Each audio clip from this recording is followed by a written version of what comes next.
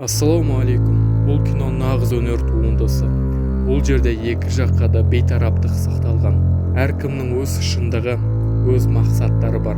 Тек мүдделер тоғысы. Шынайы оқиғадағы шынайы әрекеттер және шешімдер. 2001 жыл 11 қыркүйек 4 ұшақты террористер басып алған. Ішінде 93-ші рейс қана өз нысанасына жетпей, жарты жолда жерге құлаған. Әуежай әдеттегідей жұмыс істеп тұрған күн еді. 93-ші рейс кезекті ұшуға дайындалып жатқан.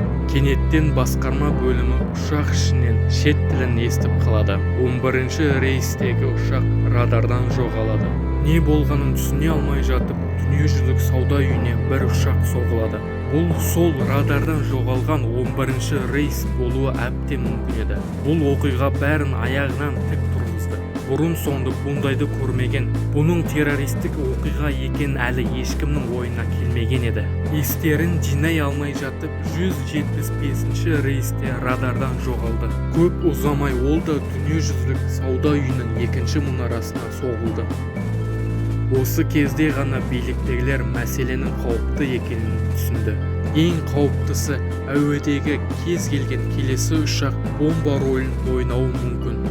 Бір ғана амал әуе кеңістігін жабу. Қазір әуедегі ұшақтарды тез арада қондыру. Келесі кадрда 93-ші рейсте бәрі тыныш көрінгенмен, террористер әрекетке кіріскен еді.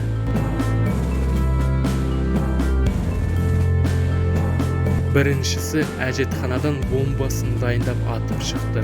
Басқалары стюардессаны қорқытып ұшқыш бортының есігін аштырды.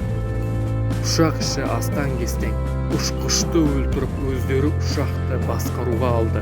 Әбден шошынған жолаушылар қатты сөйлеуден қорқып қалады. Кейбіреуі үйдегілеріне хабарласып ұшақтың ішіндегі жағдайды айтты.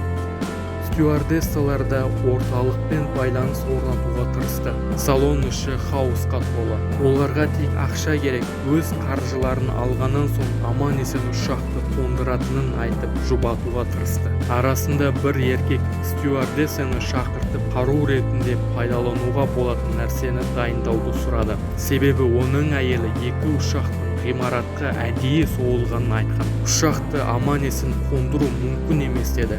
Сонымен қатар ұшқыштың өлтірілгенін де көрді. Сол кезде ғана аман қалмайтындарына көздері жетті. Кейбір жолаушылар жылап үйдегілермен қоштаса бастады. Жақсы көретіндерін айтты. Олардың көздерінде үміт қалмаған еді.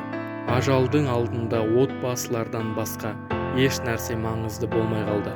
Осы кезде басқармаға 77-ші рейстің жоғалғанын хабарлады. Сағат 9-дан 37 минут 46 секунд кеткенде 77-ші рейстің ақш-тың әскери жүрегі Пентагонға соғылғанын білді.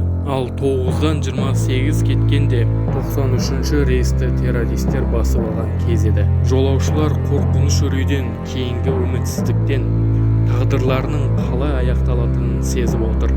Солай болса да террористерге қарсы күресіп өлуді шешті.